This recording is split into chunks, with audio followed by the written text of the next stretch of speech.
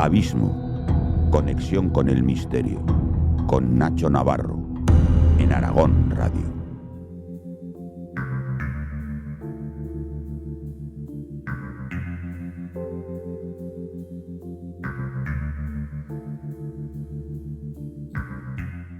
Cuentan que su cine es un sistema de símbolos, de pistas, que nosotros como espectadores debemos de seguirlas para entender lo que él quería proyectar y nos quería hacer llegar.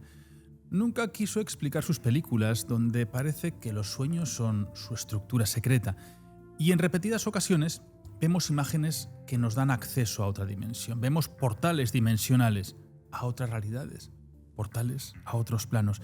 Hay que fijarse en esas películas donde aparecen grandes cortinajes, cajas, puertas e incluso orejas, que ese orificio te lleva a un mundo distinto. Siempre hay accesos a otra realidad, así que noche de cine, noche de David Lynch. Comienza Abismo.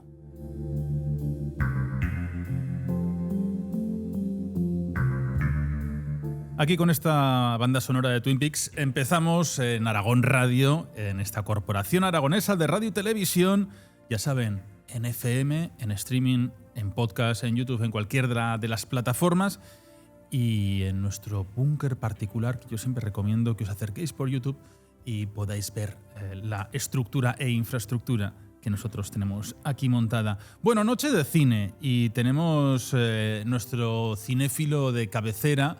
Es muy ultra purista. Don Daniel Higueras, Mr. Creel, ¿qué tal estás? Muy buenas noches. Buenas noches, Nacho. Chicos, cinéfilo, ya lo has dicho tú. Yo especialista no soy en nada, pero me gusta el cine y me considero un cinéfilo. ¿Sí? ¿Has visto todas las películas que vamos a...? No, todas no. Bueno. Pero ya hablaremos. Hay algunas que no merece la pena verlas. Pues dime cuál para hablar de... Bueno, por la última que hizo, por ejemplo. Pues hablaremos de... ¿Sabes cuál es, no? No. Silvia Ladrero, ¿qué tal estás? Buenas noches. Buenas noches. Qué ganas teníamos de hacer este programa, ¿verdad? Llevábamos hablando mucho tiempo de ello. Y sobre todo desde que falleció David Lynch el año pasado, en enero. Sí, poquito más de un año hace. Sí, pues dijimos, hay que hacerle un homenaje. Y hoy vamos a hablar de filosofía, de tiempo, del espacio, de física cuántica. Va a ser un programa fantástico. Pero queríamos hablar también de otros directores, de otras películas que nos dejan caer diferentes impulsos que tenemos que encontrar, estructuras, puzzles, laberintos, como es de Nolan, ¿no? Tenemos Interestelar, Origen. Vamos a ir hablando de esos momentos en el cine que posiblemente la primera vez que lo vemos nos cuesta un montón comprenderla, y siempre se deben de ver en repetidas ocasiones para ver esos detalles y esas librerías, esas bibliotecas, que cada libro es un acceso. Bueno, dicen que el amor es lo que puede vencer a cualquier tipo de dimensión. No sé, es un proceso muy extraño y muy curioso el que se nos presentó en Interestelar. Profesor Jaime Arenas, ¿qué tal vamos de David Lynch?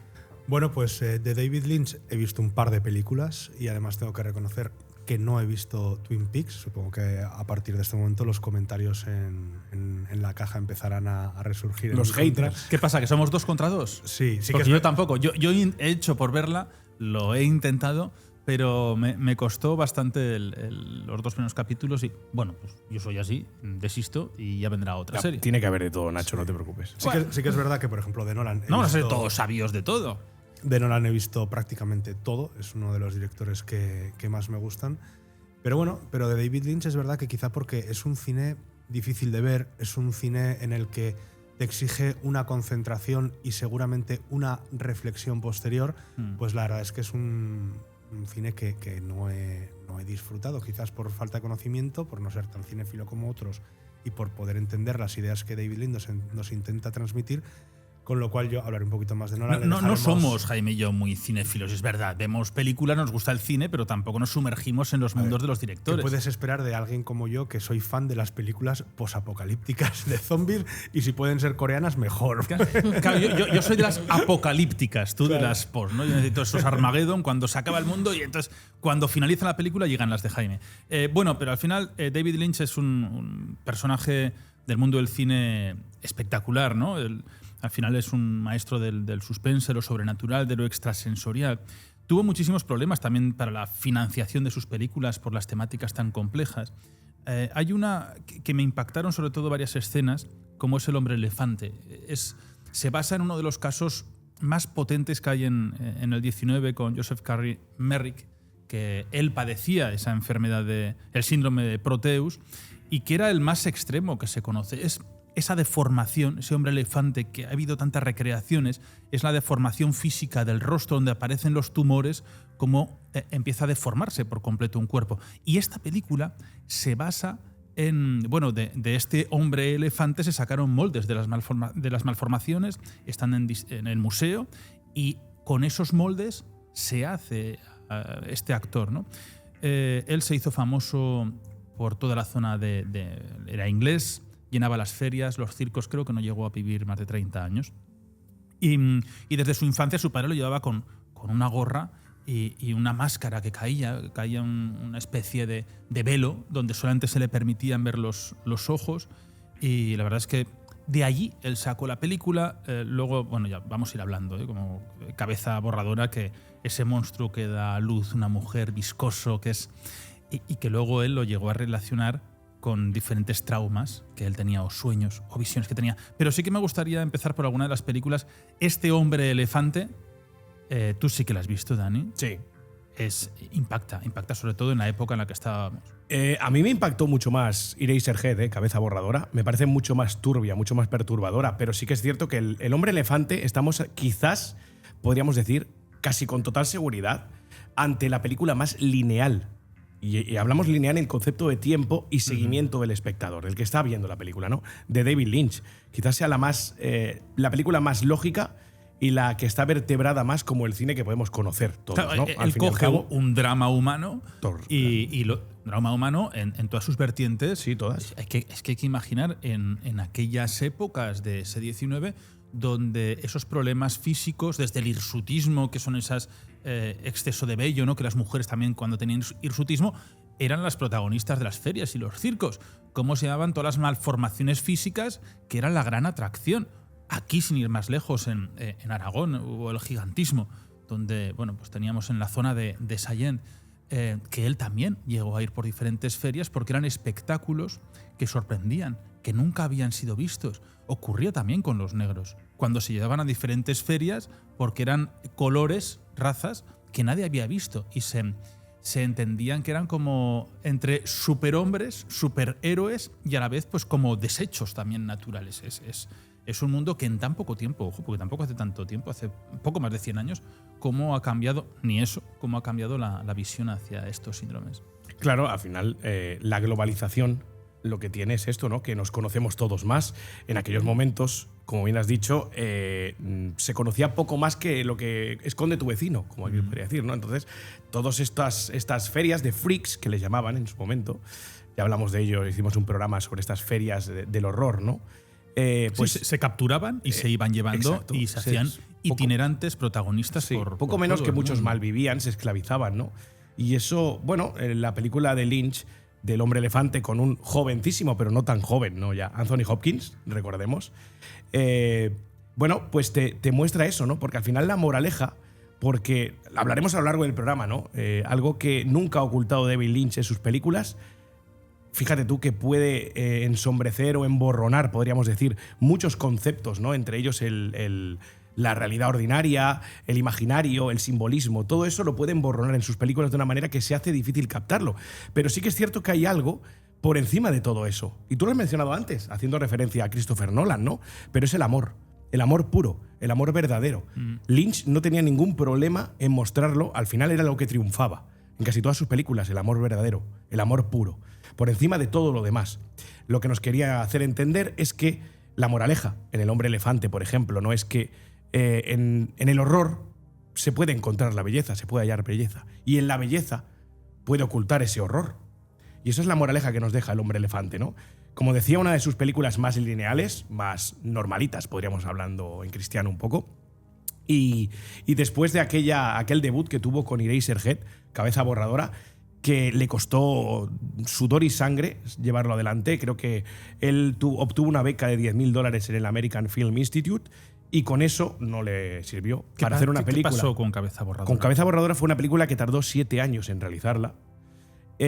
dormía en los establos al lado de las de rodaje, de las localizaciones de rodaje. No tenía dinero. Dormía en el mismo para plató. Sí. O sea, fue un empeño brutal de David Lynch que sorprendentemente y contra todo pronóstico fue un relativo éxito que lo acompañó durante el resto de su vida y que lo catapultó al David Lynch que conocemos, ¿no? Pero para el David Lynch que entendemos hoy, que desgraciadamente ya hace un añito y poco que no está con nosotros, ese genio que quedó, hubieron unos pozos, un germen, una simiente que fue todo aquello que mostró en Cabeza Borradora. Al final es un poco una expresión suya, ¿no? Lo hablábamos antes. O sea, ¿tú piensas que las películas suyas son como capas de conciencia, como saltos temporales? Sí, él era muy aficionado y practicaba mucho no recuerdo cómo se llama, trascendental, meditación trascendente creo que es, o meditación trascendental, y eso le llevaba a desentrañar en su propio yo.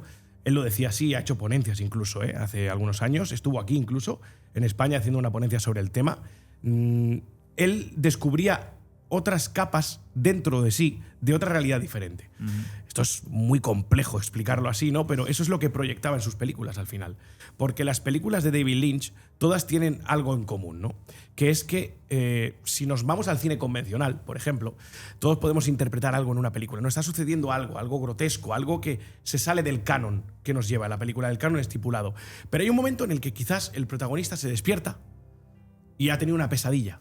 Y el que está visionando la película, el espectador, entiende perfectamente que hay una separación entre capas.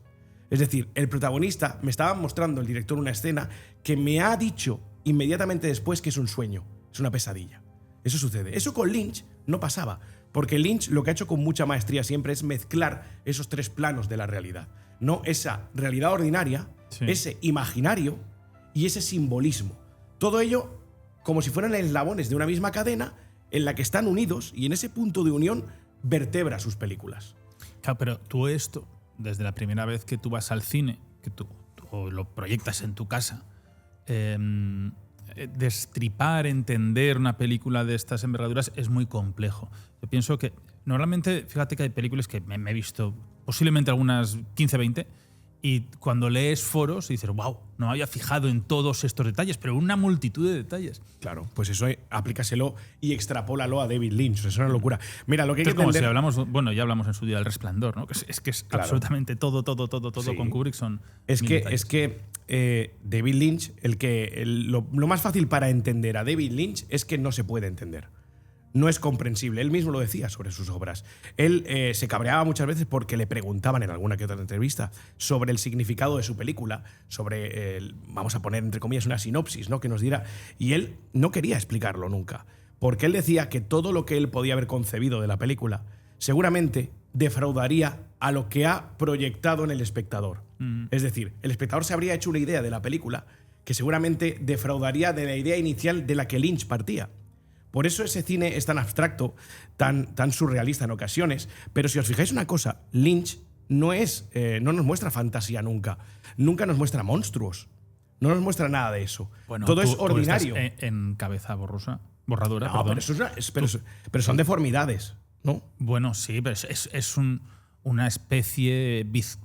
Sí, es algo viscoso que no sé, es como un engendro. Sí. Pero eso al final sería casi monstruoso. Sí, pero no es fantasía. Pero yo creo que te refieres a lo mejor como al antagonista, digamos, que no hay monstruos que den miedo, que no hay malos, por así decirlo. Sí, en que todas sus películas. O sea, todo es partiendo de la ordinariez, de lo ordinario.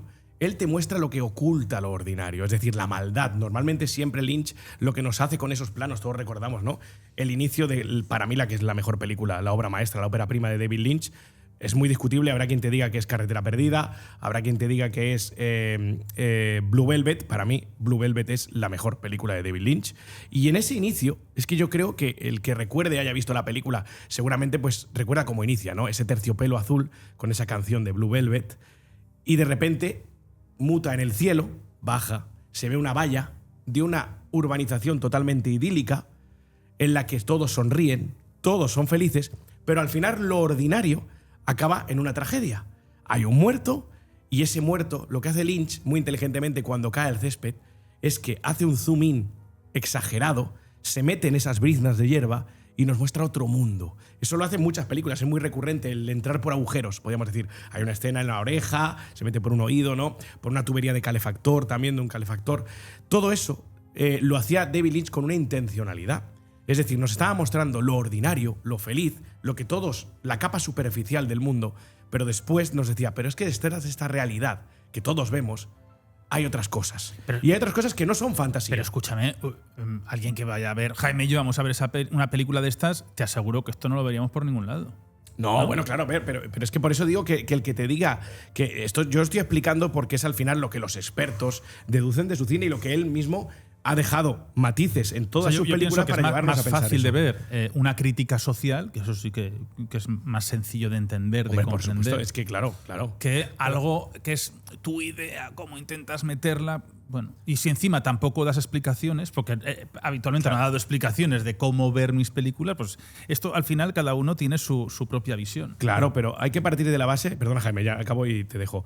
Sí, yo este señor con el pelo corto no sé quién es, ¿no? Sí, es verdad, es que es como Sansón. Yo pensaba que había perdido la energía, pero no, se le ha aumentado el corte del pelo. Porque antes no me llegaban las ideas, tenía mucho pelo, ahora me llegan mejor. Sí, ahora Son ya, más frescas. Sí, ya eran como pequeñas antenas, esos cableados ya van mejor. Correcto, ahora me entero mejor de todo, fíjate. Hay que ver, ¿eh? Una segunda juventud. Bueno, es como las podas. Sabes que las podas todos los años se tienen que hacerse para pues yo casi me hago una sináptica. Sí. No, pero decía que para entender el concepto que David Lynch nos quiere mostrar hay que entender quién era David Lynch, ¿no? David Lynch lo vamos a resumir muy, muy sencillamente. Era un autor. No era un cineasta al uso, era un autor. Él generaba sus propias historias. Él las creaba, las vertebraba y nos las mostraba. Es así, hay muy pocos cineastas hoy en día que hagan eso y que consigan eso, ser autores. Es decir, su licencia creativa era total. Él ideaba y él plasmaba. Además, hay que decir otra cosa, no es el mejor ejemplo, pero Silvia sabe de eso y estará de acuerdo conmigo. El oficio del montador, ¿no? El montaje de una película, ¿no? Fíjate tú la diferencia. Aquí le decimos montaje, en inglés es cut, ¿no? En América le dicen cut, pero es el corte, ¿no? Es vertebrar toda la película en sí. Él no le hacía falta hacer eso, porque él ya grababa con esa intención. Y era un director que no era director montador. Hay directores muy buenos que son directores montadores, ¿no? Como ejemplo, Hitchcock era director montador, Scorsese es un excelente montador. Hablamos de las ventajas que tiene vertebrar tu historia sin que un productor después te tenga que cercenar o dirigir dónde poner o no poner o dónde cortar. Por eso, si la producción es tuya, claro, nadie o muy poca gente después te va a decir por dónde tienes que recortar. Correcto, nadie. Bueno, oye, está una loa maravillosa hecho de Lynch. Es que a Dani le debe gustar mucho. Yo lo que pasa es que lo que veo de las dos películas que he visto y los intentos que he hecho de ver Twin Peaks, y luego ya, por supuesto, lo que he leído sobre él, es que al final estamos hablando de un director que, más allá de que utilice el surrealismo en sus películas, que eso es notorio, es un director experimental. Entonces, utiliza recursos que nunca antes se han utilizado por otros directores, porque hace, por ejemplo, pues esos travelings de cámara, ¿no? Que decías, pues pasa a través de una tubería o del agujero que deja un cigarrillo en la mampara de una lámpara. Claro, entonces es un director que de primeras, en su época, ya era complicado entenderlo. Es como si de repente pues estamos en la época barroca de la pintura y nos aparece un pintor expresionista o abstracto, ¿no? Claro, pues la gente de aquella época no entendería esa pintura y seguramente la tildaría pues de absurda. Es lo que ha ocurrido en el arte de forma habitual. Entonces, con la música, sobre todo. Claro, entonces con David Lynch pasa un poco parecido. Es un director que hace unas películas que en su día algunas han tenido unas críticas nefastas, pero que el paso del tiempo le ha dado la razón, porque ese uso de recursos que él utilizaba, esas líneas argumentales, esa superposición de diferentes realidades o universos que al espectador a veces ni siquiera le da para poder comprender del todo la película, pues han hecho que con el paso del tiempo se vea que el tío pues en realidad era un genio. ¿No? Es lo que ocurre con los genios. Te recuerdo que a Goya le pidieron que no siguiese pintando cúpulas en el Pilar. Por ejemplo. Porque no se entendía la forma del arte que tenía, y resulta que ahora es la máxima expresión. Bueno, ya sabes que con la que nos hemos topado. Bueno, pues sí, es un poco eso que decís, ¿no? Yo creo que Lynch es un genio quizá todavía. Yo creo que a día de hoy menos, ¿no?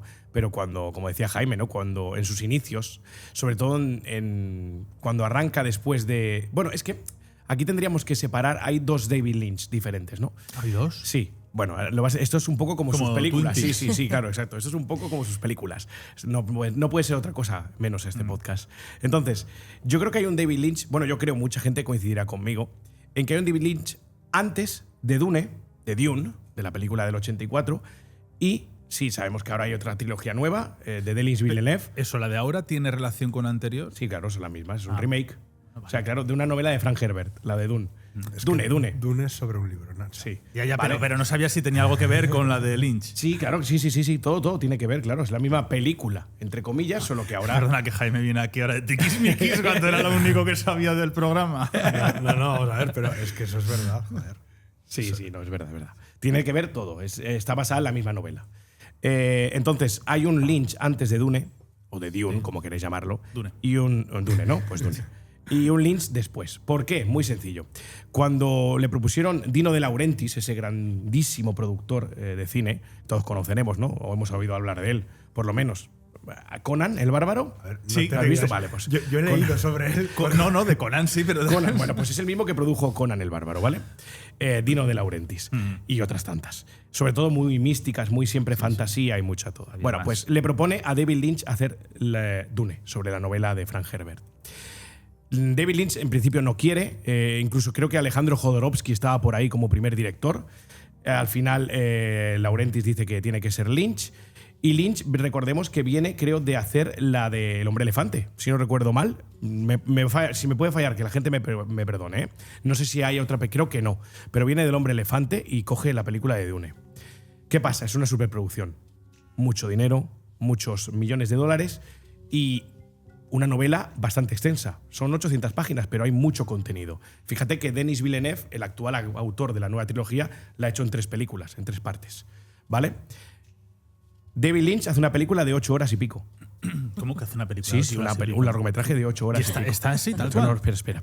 Eso no cabría en- No sé si si se puede en recuperar. cinta No lo sé. Si hay alguien que la haya visto o qué pasa. Habría O- paradas para ir al Bueno, baño o algo. espera. Se la presenta a su productor ejecutivo y Dino De Laurentiis evidentemente le dice que no puede haber un largometraje de 8 horas y pico. Eso hay que reducirlo. Vale, con mucho sacrificio, Lynch, porque al final estás recortando tu obra, es tu trabajo. Es tu representación de una obra que tú has cogido y que quieres plasmar y enseñar al mundo. Le dice que 5 horas y pico. Claro, Dino De Laurentiis dice que tampoco, pues bajo ningún concepto. Al final le coge él, dice, dame el cubata a mí y ya me encargo yo. Y deja una película de 2 horas, de 8. ¿Te puedes imaginar eso, lo lastrado que está? ¿Vale? Por eso tiene tantos haters, podemos decir, la versión de David Lynch de Dune. 8 horas. 8 horas y pico, sí. Bueno, 8 horas. el anillo de Nibelungo, que luego tuvieron que separarlo en 4, hay que recordar que eran entre 15 y 17 horas de ópera. 15 y 17 horas. Pues sí, O sea que fíjate tú. se hizo ciclo. Sí, no. Sí, y Wagner, las óperas wagnerianas, Que prepárate días. para 4 o 5 horas. Ah, pensaba que eran días. No, pero 4 o 5 horas que no se mueve ni el tato. Bueno, pero 4 o 5 horas. Ahora a ver. sí, ahora hay descansos, pero había unas épocas en la Alemania de la Segunda Guerra Mundial que se escuchaban las 5 horas íntegras en esos auditorios y ahí no se movía ni el apuntador por su bienestar físico. A ver, no es una locura. La versión extendida del Señor de Sobre los todo Anillos, si había según qué personas entre el público. del retorno del rey del Señor de los Anillos, dura 4 horas y media. O sea, tampoco me vengo a referir. 4 horas y media. Sí, Y la si te versión. ves la trilogía entera, pues estás todo el día. Claro, y lo hacen en cines, con sus descansos y todo, o sea que… Pero bueno, como decía, hay un Lynch antes y después de eso. ¿Por qué? Muy sencillo de entender. A él lo meten en una superproducción que no había estado hasta ahora, él era y se consideraba un cineasta de autor, y en ese momento no tiene el control sobre su creación. Discúlpame, antes de perder el control.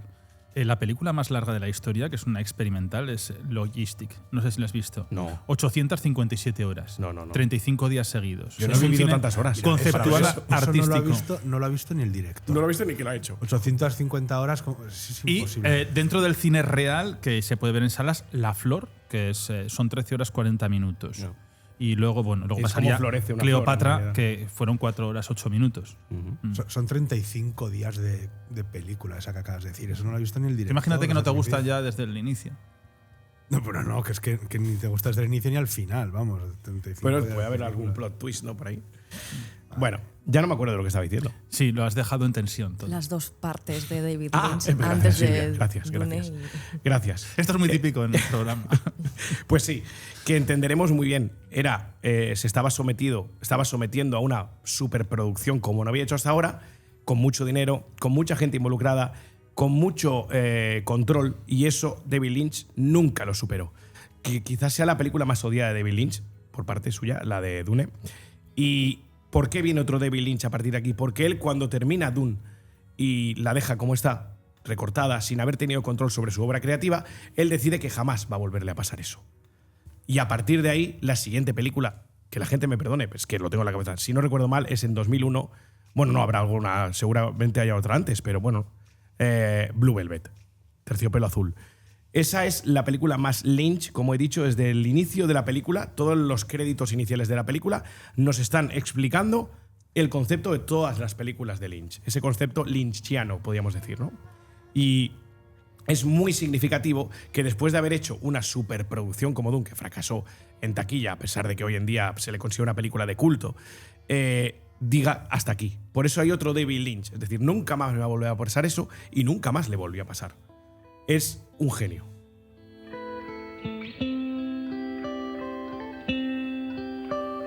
Espero que esta música sea de alguna de sus películas, porque por lo menos es lo que me informa Spotify. Jaime, Silvia.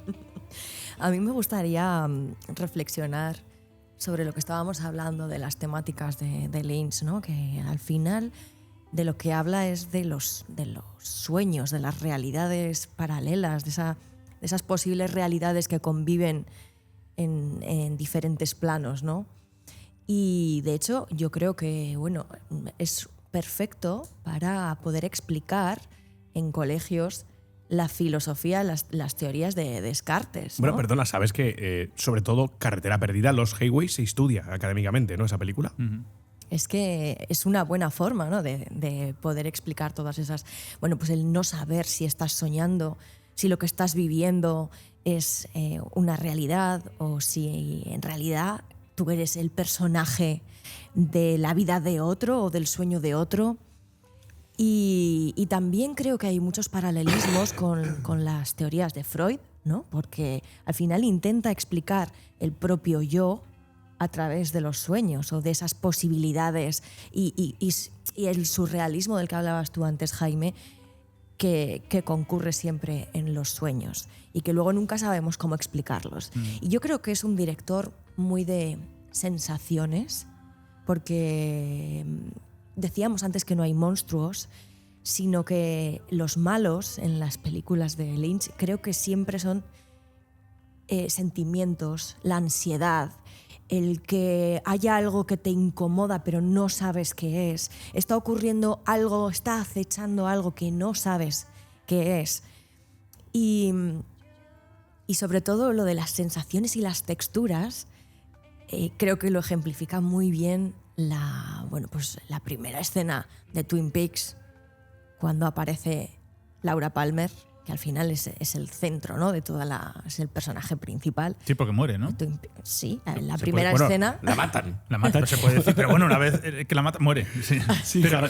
¿Se puede decir o acabamos de destripar la serie? Yo creo que ya se puede decir, así, ¿no? Estamos hablando de 1990, ¿eh? Bueno, gente muy sensible. De hecho, es la escena, ¿no? que quería comentar, que aparece cubierta como de tierra en un plástico o como también de hielo, ¿no? Esas sensaciones visuales que te provoca todo el rato las películas de Lynch. Incomodidad. Eso es. Entonces, bueno, pues sí que es una herramienta este cine para poder aprender mucho acerca de las teorías de la vida y de la física cuántica. Igual le damos una oportunidad, ¿o qué, Jaime? A este cine más intenso. Bueno, sí, vamos a ver. Spoiler, no. Vamos a ver.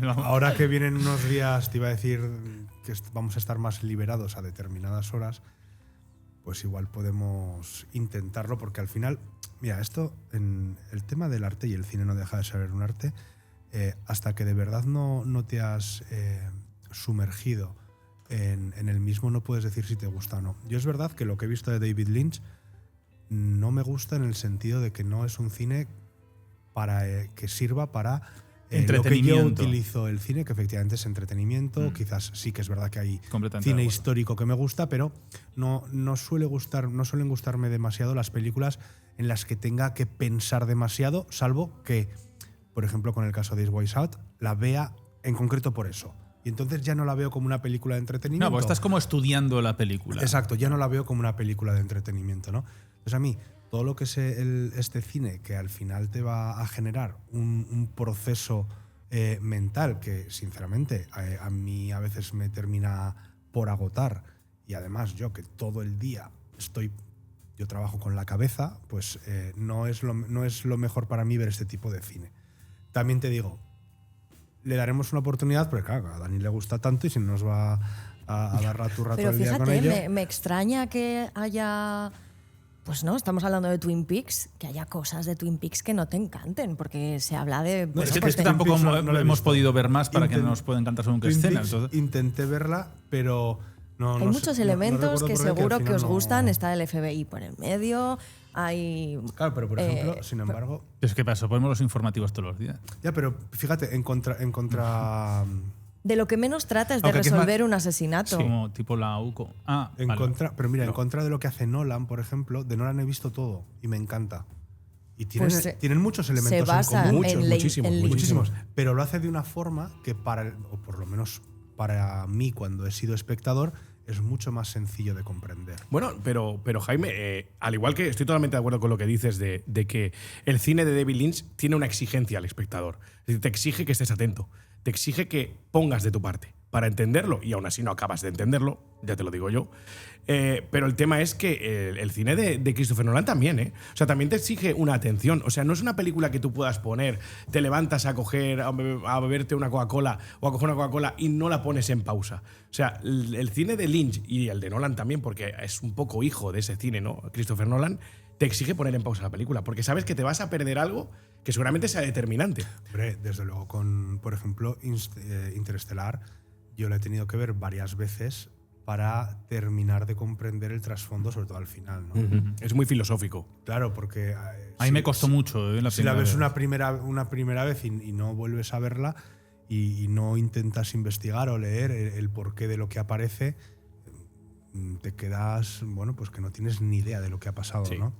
Sí. Pero bueno, o por ejemplo, Origen, yo recuerdo que la vi una vez con mis padres y mis padres me decían, pero ahora están soñando o no están soñando, ahora ¿dónde están? Hay un truco en esa película. Hay un truquito, que además lo develó el actor. Cada vez que aparece Michael Caine en la película, es la realidad.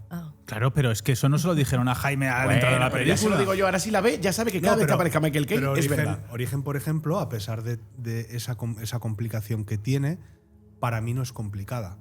Igual que, por ejemplo, hay gente que me ha llegado a decir que no entienden Matrix, porque no saben cuándo están en Matrix, cuándo no. Y eso yo creo que para la gente, quizá es gente más mayor, ¿no? Que para la gente joven es relativamente sencillo de entender.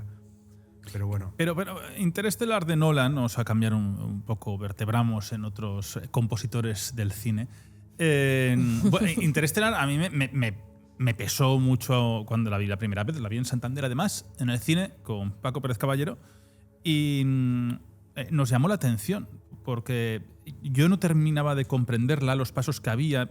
Claro, ahora todo el mundo vemos, hombre, pues quiere decir esto, quiere decir tal, porque hemos leído 1000 artículos sobre ello o siempre hemos visto algún programa que nos ha incitado a darnos algún dato de cómo ver, cómo interpretar esa película, pero te aseguro que poca gente, o igual puede ser yo, que soy un poco cenutrio para esto, de que tú ves Interestelar la primera vez en el cine y empezar a entender los mensajes, las teorías de las cuerdas, las bibliotecas, el libro, me parece que es muy complicado.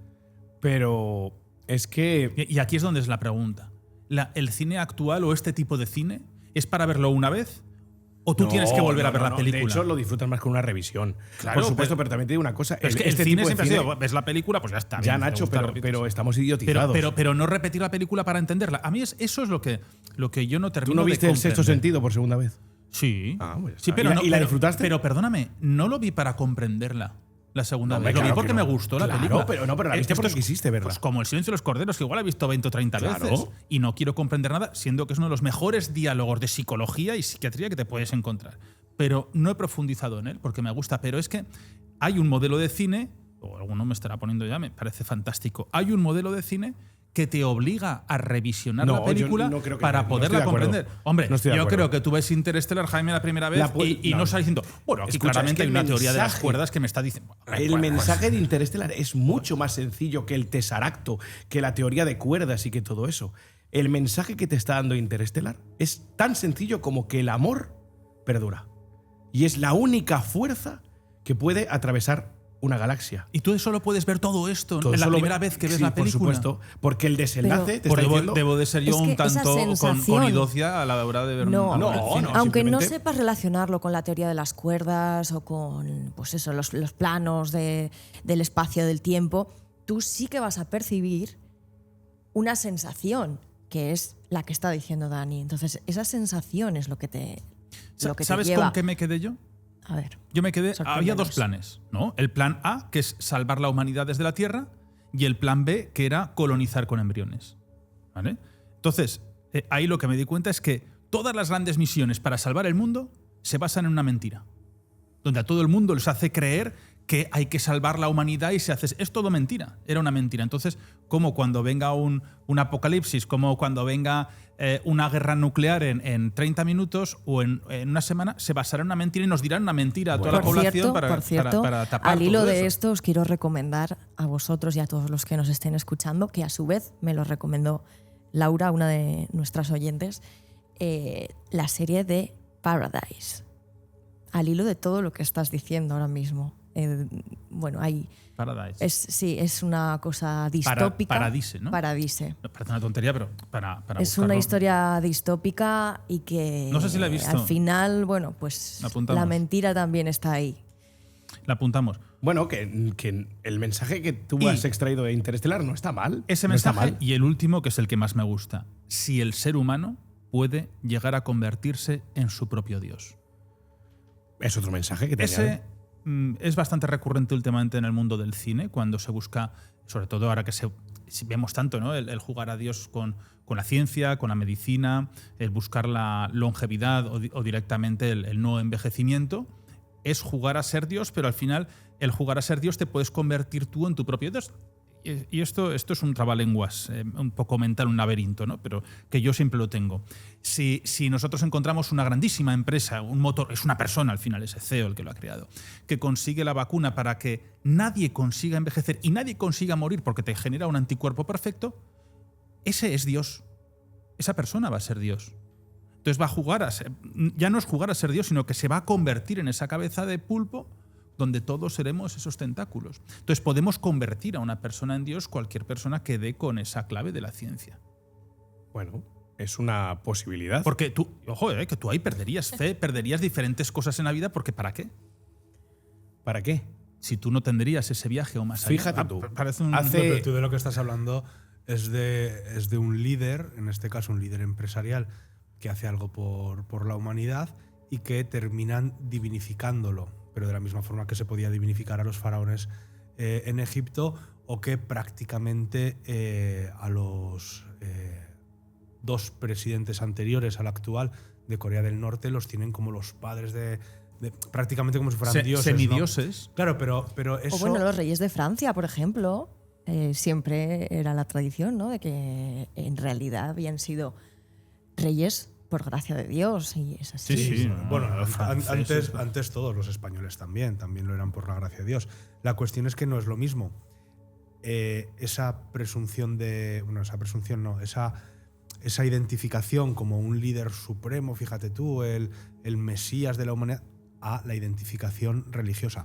Que, ojo, 2000 años después de la invención de esa vacuna es posible que pensaran que era Dios. De la misma forma que hace 2000 años vino un hombre y muchos lo consideramos el Hijo de Dios, ¿no? Pues como eso hay Y gente Dios que mismo. se hace preguntas sobre las diferentes religiones que no creen que esa persona sea Dios porque ha evolucionado el tiempo y se han dado cuenta de que hay teorías que no existían. Haremos un programa sobre eso. Vale. Bueno, pues como… Estabais todos muy intensos, yo quería hacer mi… No, me propia parece muy bien, intensidad. me parece muy bien. Me parece que ante todo quiero una fe de ratas. Creo que he dicho que Blue Velvet era del 2001, es Mulholland Drive. Blue Velvet es del 86. Por favor. Fue la que hizo… No, pero más que nada porque lo tengo en la cabeza. ¿A quién y, se le ocurre cometer esos errores? no, hombre, y no me quería quedar con eso, ¿no?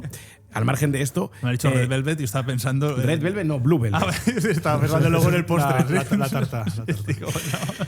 El tema es que, que no está mal que extraigas esta conclusión de una película como Interstellar al final, porque juega con todo eso, ¿no?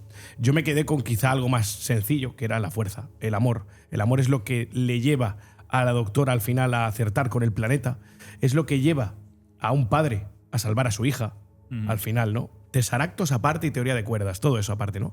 Y es esa fuerza del amor, que no es medible quizás, pero que sí que es lo único que además hay un diálogo, ¿no?, entre los dos protagonistas en Interstellar precisamente, que le dice que para qué sirve el amor, ¿no? Y el protagonista de Matthew McConaughey le dice, cumple una función social. Y le dice, ¿y qué sentido tiene amar a alguien que ya no está, que ha muerto? ¿No? Entonces, claro, él no sabe qué contestar. Te está diciendo que el amor, la idea del amor, el concepto del amor trasciende cualquier frontera, incluso la espacial, ¿no? Yo me quedo con ese concepto y con el que al final los padres somos los fantasmas de nuestros hijos. Eso es bíblico, ¿eh? Claro, bueno, pues si no tengo amor no me sirve de nada, sin amor nada soy. Pues fíjate tú, con eso juega Interstellar. Pues entonces has extraído conclusiones interesantes, ¿no? Sí, bueno, pues aquí Sin verlo una segunda vez. En casi todas hay un componente de textos sagrados bíblicos muy potente, porque la comunidad norteamericana son los que más extraen la lectura bíblica. Ahora, sacan sus propias conclusiones, que son bastante locas muchas veces, pero se la conocen al dedillo. Tú a un anglicano le dices… ¿dónde aparece no sé qué en la Biblia? Es que te van a decir el versículo exacto con todo exacto. A un católico se lo dice, no tiene ni idea, porque el católico no está habituado a leer los textos sagrados. Porque en el protestantismo, sobre todo, como bien dices, en el anglosajón, es muy habitual el estar continuamente repitiendo y mencionando los salmos, ¿no? Porque de la misma forma que, por ejemplo, nosotros o los católicos, en la Eucaristía tienen ese sermón, entre comillas, donde te pueden o no explicar el Evangelio, lo que se ha leído, las lecturas, o donde te puede decir el sacerdote, el cura, el mensaje que lo considere oportuno, allí utilizan los salmos. Claro. Y por eso mucha gente que quizá no tiene formación académica, sin embargo, de ir a los servicios los domingos, tiene una cultura a nivel de conocimiento de las escrituras muy potente, que como dices, los católicos muchas veces no tenemos, porque a mí me gustaría que la gente que sea católica y que nos escuche haga la reflexión: ¿cuántos leen el Evangelio, por ejemplo, habitualmente en casa? Pues seguramente casi ninguno. De hecho, yo el otro día, por ejemplo, cogí la Biblia que tengo en casa para mirar una duda que tenía, una cosa que me había venido a la cabeza, y pensé, ¿hace cuánto tiempo que no cogía yo la Biblia? Pues para algún programa que habramos hecho, pero de leer como cristiano, es verdad que yo voy a la iglesia y lo que me dice el cura ya, digamos, si tú lo doy puedes por comprobar. suficiente, ¿no? Tú vas a un hotel, por ejemplo, donde vaya mucho británico y estadounidense, siempre tienes una Biblia en el cajón. Siempre. En España, en Italia, en países cristianos, católicos, no tienes pues porque no hay esa tradición de lectura. Pero no tiene por qué haber esa tradición de lectura, porque ya tienes el intérprete, que es ese profesor, como tenías en las misas, ¿no? En las Eucaristías. Claro, son la liturgia.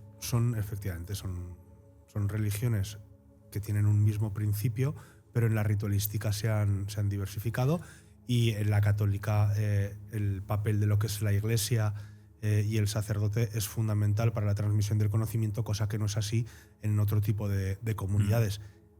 Razón de ello es que la estructura de la Iglesia Católica desde hace prácticamente 2000 años haya permanecido prácticamente intacta, y que esas digresiones, esas divisiones que haya podido haber de protestantes, tengan una estructura diferente, que apelan quizás más a que sea el individuo el que se forme que el propio pastor, ¿no? El pastor a veces es más un consejero quizás, que el traductor, que un rector o un director espiritual. Por eso esa raíz, esas líneas que vemos en las películas del cine americano, norteamericano, del tema bíblico, no es que haya un ultracatolicismo, sino que para ellos es una cosa habitual, tienen un mensaje, lo quieren lanzar, lo que les gusta, y vertebran una película. Por eso el tema del amor es un tema muy, muy, muy recurrente en la Biblia, y seguramente esté allí. Y en esta, para más Inri, lo único que le pidió Christopher Nolan a Hans Zimmer para la banda sonora le dio una serie de esquemas y le dijo, esta es la relación, esto es lo que vas a saber, entre un padre y un hijo, una hija en este caso, y quiero un órgano. Quiero que haya un órgano. ¿Por qué? Porque Nolan decía que es lo más parecido a ser el instrumento de Dios. Es decir, esa grandeza que aporta el órgano, esa complejidad. Es la voz de Dios dentro de la iglesia. Pues y es el instrumento rey, el que aglutina toda la variación de instrumentos. Por eso en toda la liturgia tiene que haber un órgano, y en todas las iglesias. Entonces, con las campanas es el instrumento sagrado del exterior y el órgano del interior. El órgano que se prohibió durante muchos años en las liturgias. Se consideraba un instrumento demoníaco porque distraía a la gente de la liturgia por medio de la música, y por eso tenemos esta música que es fantástica, ¿no? Y fíjate tú dónde nos lleva un programa de David Lynch, ¿no? No puede ser más lynchiano esto, hablar del cristianismo, de los salmos, del amor de Dios, de las galaxias, del tesaracto y de si el hombre puede ser su propio Dios. ¿Qué más se puede pedir en un programa de David Lynch? Me ha gustado esta relación que has hecho con el órgano, porque hay muchas relaciones divinas sobre el instrumento. Es que es así, es lo único que le exigió, entre comillas, a Hans Zimmer, ¿no? Que hubiera un órgano. Y ahí, bueno, así lo hizo, para muestrar un botón, ¿no? Sí, tarda un poquito más en aparecer. Bueno, pero sí. Pero está el órgano, sí, ¿no? En toda la banda sonora de Interstellar. Sí, siempre. Y bueno, eso por parte de Nolan, ¿no? También yo creo que hay que entender que sin David Lynch, lo hemos hablado antes, ¿no? No existiría el Christopher Nolan que conocemos también, no existiría esa primera película, Memento, ¿no? En la que juega. Hay unas diferencias, ¿no? Sí que es cierto que David Lynch lo muestra todo a la vez y en el mismo plano, es decir, conviven esas tres realidades que hemos hablado, ¿no? Vuelvo a repetir, la ordinaria, la imaginaria y la simbólica conviven en todo momento. Y sí que es cierto que aunque sea hijo de eso, ¿no? Christopher Nolan secciona muy bien todo eso. Y lo hace de una manera magistral, porque Christopher Nolan es un excelente montador, aparte de director. Entonces, si tú te fijas en cualquier película de Christopher Nolan, Jaime las ha visto todas, todos hemos visto alguna, ¿no? Tiene siempre una conclusión, ¿no? Un desenlace final que está maravillosamente montado. Es decir, prima la música, prima la banda sonora, es lo que más fuerza tiene. ¿Te has dado cuenta que cada vez menos el cine prima la buena música? Tristemente quizás sí. Es verdad que es cara. Es cara, pero ya no necesaria, prima. ¿no? Antes no había película sin una buena banda sonora. Por lo menos un buen compositor que intentase darle vida por medio del sonido. Porque hay veces que si una escena se queda un poquito apagada o le falta algo de intensidad, la música yo no concibo es lo el que cine le realza por sin completo, música. ¿no? Yo no concibo el cine. El cine sin música no lo concibo. Es que no, bueno, creo que no existiría como tal. Son complementarios, se necesitan, es una simbiosis. La imagen necesita el poder de la música para realzar cualquier cosa. O sea, es necesario. Pero sí que es cierto que últimamente, no solo ya a nivel musical, ¿no? Te lo decía antes, hablábamos de las exigencias de muchos directores. Yo creo que hoy en día se echa en falta quizás eso, ¿no? Un compromiso por parte de los directores más mainstream, que más te lanzan blockbusters, para entender, para que el espectador se esfuerce y se mueva y se comprometa con eso que está viendo, con esa película. No, hoy nos pasa a todos, vemos cualquier cosa, Jaime lo decía con mucha razón, la vida nos atropella, queremos algo que nos distraiga, que nos entretenga y que no nos dé mucho que pensar, ¿no? Y eso, entendiéndolo perfectamente, en cierta manera es triste, claro, porque se ha perdido mucho. Pero piensa que precisamente una buena banda sonora en muchas ocasiones tiene que pasar desapercibida, porque es una música que acompaña al espectador y que, pues por ejemplo, en las películas de terror le está avisando de la amenaza. Jaime, Igual difiero tanto contigo de eso. Sí. Yo creo que una banda sonora es casi protagonista de un film. No, tiene que serlo. Que no digo que sea protagonista o no, digo que tiene que pasar desapercibida. No, debe impulsarte. Yo creo que la buena banda sonora en un film es la que se te queda. Claro, pero tú no tienes que estar pensando en la música que estás escuchando, sino en el claro. conjunto de todo eso. Por supuesto. A eso es sí, a lo sí. que me refiero Sí. con que el conjunto de imagen y música tiene que ser una. Y los personajes y el diálogo. Claro, pero lo que es la banda sonora muchas veces, pues, o las batallas. O una donde no hay mucho diálogo. La épicas. Pasión de Cristo no tiene prácticamente diálogo, pero es en arameo. Tiene una banda sonora preciosa. Pero desde mi punto ¿No de te vista. gusta?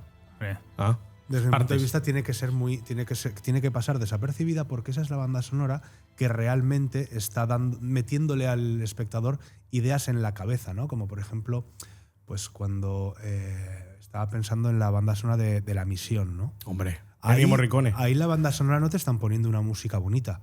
Ahí lo que te están poniendo es lo que está pensando el misionero en la cabeza.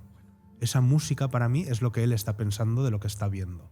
Sí, pero es preciosa la música. Claro, y ese preciosa. oboe de Gabriel, que al final es lo que está interpretando esa persona, y se basa toda la película luego con los cánticos que van metiendo, que son indígenas reales, esos cánticos. Pero por eso que es preciosa, se supone que, o yo considero que lo que nos intentan transmitir es los pensamientos bonitos que tiene el protagonista, y lo hacen a través de la música. Entonces tú estás viendo ahí las cataratas, no sé si son de Iguazú o cuáles son, ¿no? Ahí tal, y no te estás dando cuenta que la música te está reconfortando incluso, ¿no?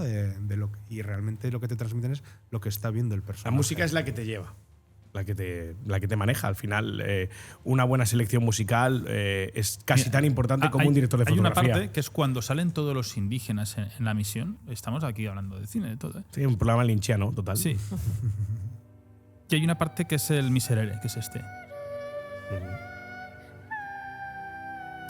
Que al final también te da esa ternura donde estaba ese jesuita intentando llevar, ¿no?, lo que es toda la fe, intentando meter en esa mente lo que es una cultura dentro de Evangelizar. evangelizar. Y bueno, es que el final de la película es bárbaro, ¿no? Hay una película tremenda desde Jeremy Irons que lo hace maravilloso. Y cómo estos coros de voces de estos chavales, bueno, pues te meten dentro de algo tan increíble, ¿no? Sí. El poder de la fuerza de las composiciones y de las bandas sonoras, como ya he dicho, no me voy a repetir, no concibo el poder de la imagen sin el poder de la música. Son necesarias, son complementarias. Claro, tú ves un cruce de un río con esto.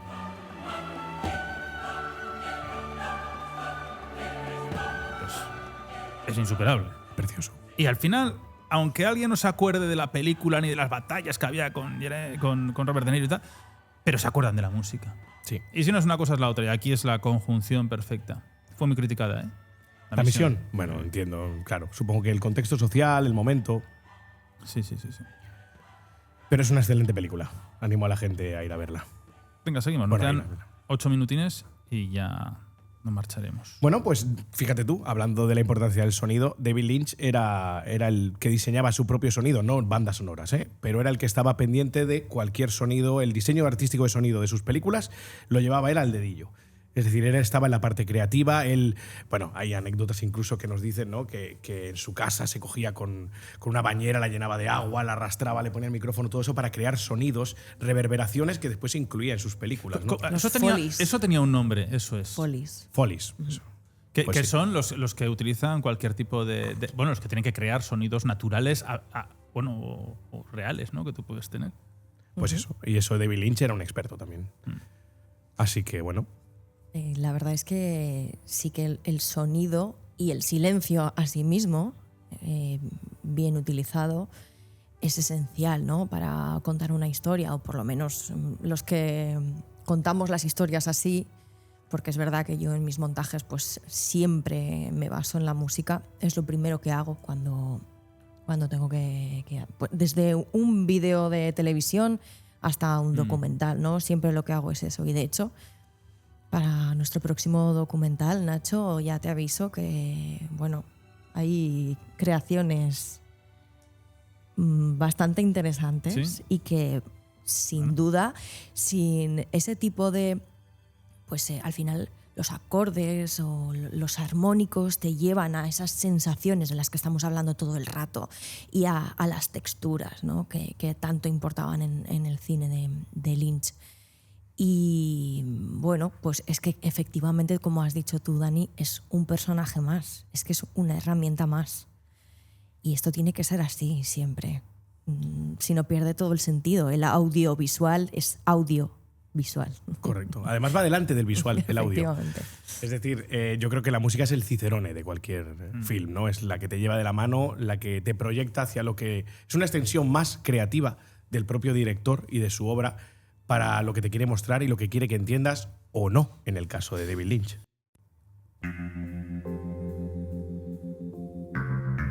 Bueno, yo simplemente os pongo esta música y ya me reflexionáis por qué deberíamos, Jaime y yo, sentarnos ante la televisión, posiblemente mañana, y convencernos de la importancia de Twin Peaks.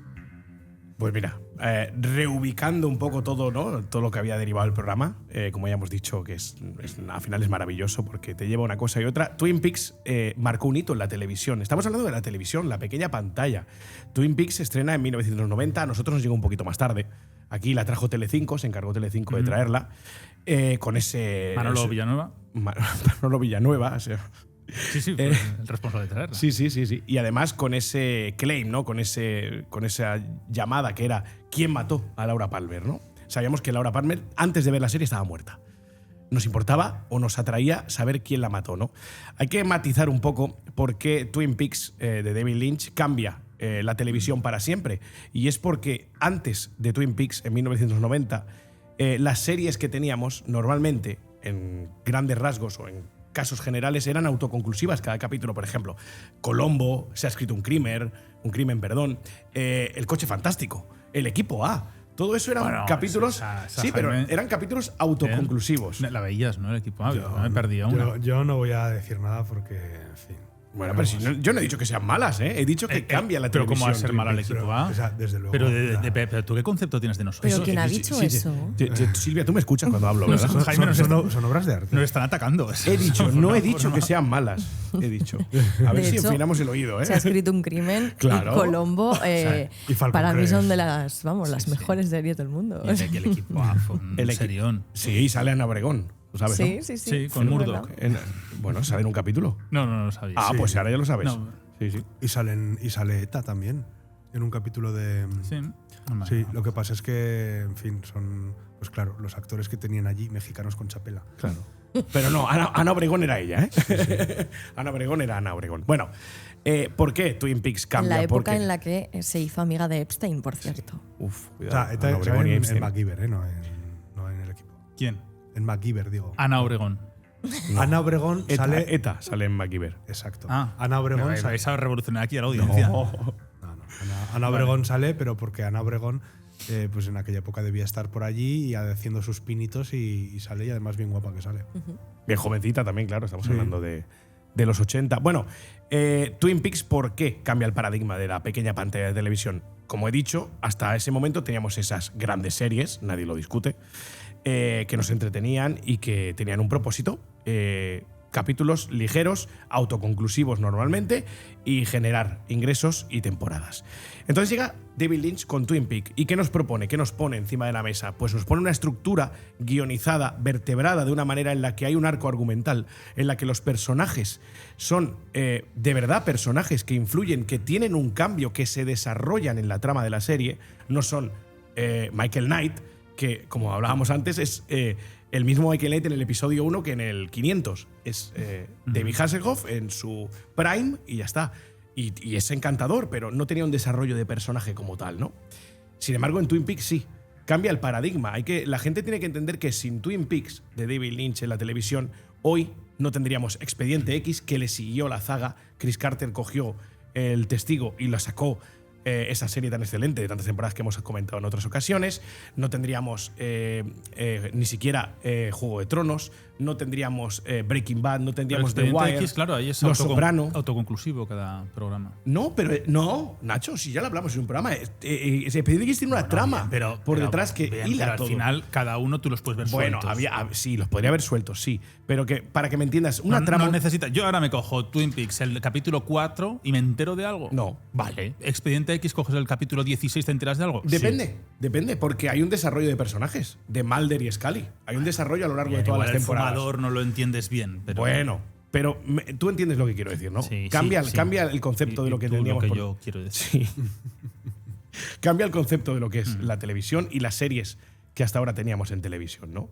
Al margen de lo que nos muestre o lo que no, o que sea tan críptico como David Lynch quería que fuera. Al final es una serie en la que nos está presentando un pueblo tranquilo, un pueblo maderero tranquilo, que es Twin Peaks, en el que detrás de esa capa de normalidad, de felicidad, de tranquilidad se esconde pues la maldad, se esconde el mal genérico. Al fin y al cabo, se esconden jovencitas que se prostituyen para poder tener droga, se esconden un asesinato, se esconde corrupción, se esconde todo eso. Y eso es lo que nos enseña y lo que nos quiere mostrar David Lynch constantemente en todo. Es el cambio en el paradigma de la creación de las series. Sí, por supuesto, de cómo se entendían las series. Fíjate, pero luego ha ido cambiando, con el paso del tiempo, la percepción de la gente sobre las series. Porque las series, los que son de ficción, sí que es un relato continuo, ¿no? Habitualmente las series no son autoconclusivas. ¿No? A día de hoy, ¿no? ¿Te refieres? Sí. Salvo American Horror. Horror Story, que son temporadas autoconclusivas. Conclusivas. Fíjate, en el no ficción no funciona nunca si no es autoconclusivo. Y no hay plataforma que apueste por algo que no sea autoconclusivo cada capítulo en el no ficción. O alguna cosa muy rara, pero no, lo tienen eso calibradísimo. Pues Twin Peaks no era no ficción, o sea, era no ficción. No era ningún tipo era de ficción. No. Hombre, en cuanto hay actores, ya se consideraría ficción. No, pero me refiero a eso, o sea, en no ficción, en un documental. Sin actores, te refieres. Vale, te había entendido mal. No ficción, Vale. Ficción, recreaciones, actores, ámbito cinematográfico, no ficción, una serie, un true crime, ¿no? Un asesinato. El asesinato se busca que en el propio capítulo acabe. Y si no, 2 capitulitos muy cortos de 30 a 20 y pico minutos y fuera. Es decir, lo mismo que sería 1 hora y cuarto, pero dividido en 2 porque la gente si no se centra. Pero es muy curioso. Y rara vez aparecen las plataformas, no quieren un documental que no sea autoconclusivo el capítulo, pero bueno, lo tendrá más que estudiado y medido. Estaba pensando en otra de las series que también son autoconclusivas, cada capítulo, que es Black Mirror, ¿no? Y que creo que también podríamos compararla con este universo Lynch. Y lo puedes ver suelto, los porque capítulos. Es todo basado en el surrealismo, ¿no? O en sueños. Bueno, San Junípero, ese capítulo debería verlo todo el mundo. Es muy lynchiano. Pero perdona, ¿cada capítulo es un director o no? ¿O son cosas mías? Sí que suele hacerlo.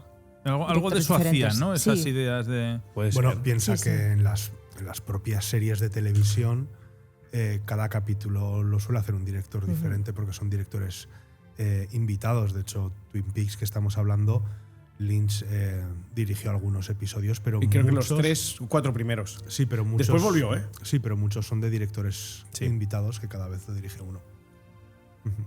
Por ejemplo, Juego de Tronos. Juego de Tronos tiene diversos directores. Cada capítulo, un director asociado. Sí. Hay muchos que repiten, pero sí. Sí, pero pero habitualmente, fíjate, ahora lo estaba buscando y dice Juego de Tronos es el ejemplo de que cada episodio tiene un director acreditado distinto. Para siempre tener un capítulo que tuviese diferencia entre unos y otros. Sí, pero bueno, al final siguen la línea argumental, la línea estética, los guionistas son los que son. O sea que al final realmente pues un director invitado en un capítulo de una serie quizá le puede dar algún toquecillo, pero muchas veces es imperceptible para la serie. Para el espectador, perdón. Bueno, pues mundo David Lynch, mundo Nolan, Interestelar, El hombre elefante. Yo me quedo con esas palabras, esos títulos. Bueno, Dani no sé si nos ha convencido a Jaime y a mí de una forma muy estrepitosa, pero podemos intentar ahora, pues con Twin Peaks, volver a poner el capítulo 1. La veremos. Ya veremos a ver los primeros 20 minutos, cómo se nos dan. Bueno. Ya te contaremos, majo. Bueno, ahorita nos ha ido. Está bien intentarlo, la intención te es lo diremos, atención, nos gusta... Yo le escribiré por WhatsApp como alguna vez y le pondré, empiezo a ver esta serie, esta película. Y según me vaya gustando o no, le iré poniendo, me gusta o vaya truño. Veremos esta bonita... ¿Cómo me haces ver esto? ¿Cuál nos han recomendado? Paradise. Esto va de...